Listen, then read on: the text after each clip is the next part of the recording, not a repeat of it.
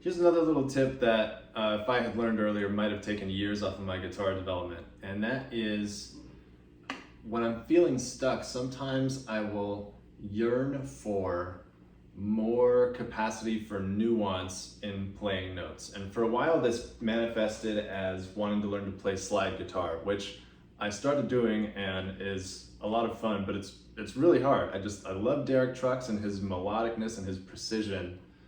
And I wanted a taste of that. I wanted to be able to find subtler little things to do with notes. And it didn't occur to me until later that you don't actually have to be a slide guitar player to add extra nuance into notes. One thing I've noticed in general when learning or practicing music is that the smaller the detail you pay attention to, the better everything around it gets. If I'm trying to improve my sense of rhythm, I'll see exactly like how far apart I can stretch a beat before I'm late.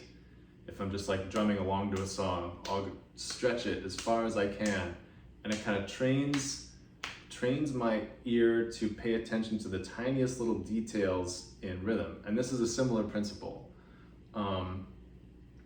What I'm going to suggest is that in the same way that Derek Trucks can use his slide to find these minute nuances in notes and microtones and stuff like that, and little vibratos and stuff, you can do the same thing on a just without a slide.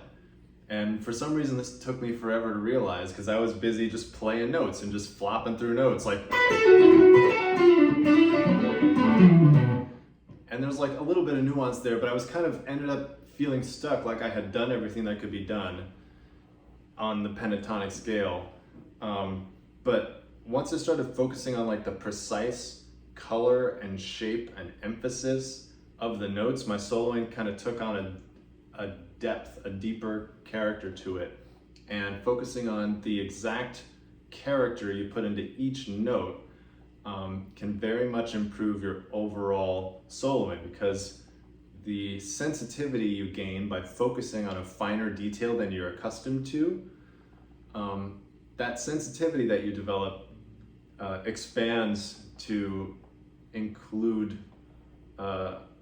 other things, the larger picture. The sensitivity gained anywhere kind of makes you more sensitive everywhere. So by paying attention to these fine details on how you play each note in a solo, it will generally improve your kind of taste and give you something more to say and give you better tools to say it with. So here's a little example. So if I'm just playing a pentatonic scale without really thinking about it in the way that I'm describing here, I'm just kind of flopping around. But if I'm being careful, I'm gonna slow down a lot, but if I'm being careful about it, I'll think about exactly what little spin and what little touch to put on each little note.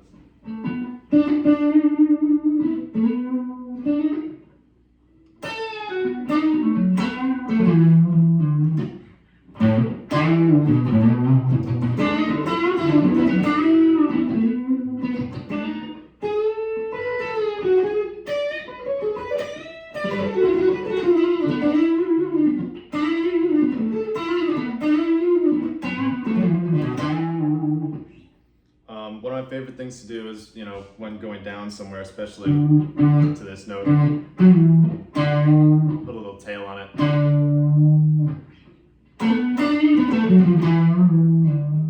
That's like a very slide sound, but I can do it without a slide. And those kinds of little details, just having a mind to them makes you a lot more sensitive about what exactly you're playing, and opens up the field of ideas. If you feel like you've just kind of, milked the pentatonic scale, if you can find more of it in the finer details. And that's exciting. It makes you feel like you have something to say, and by paying closer attention to that, it really kind of gives a more mature flavor to the same notes.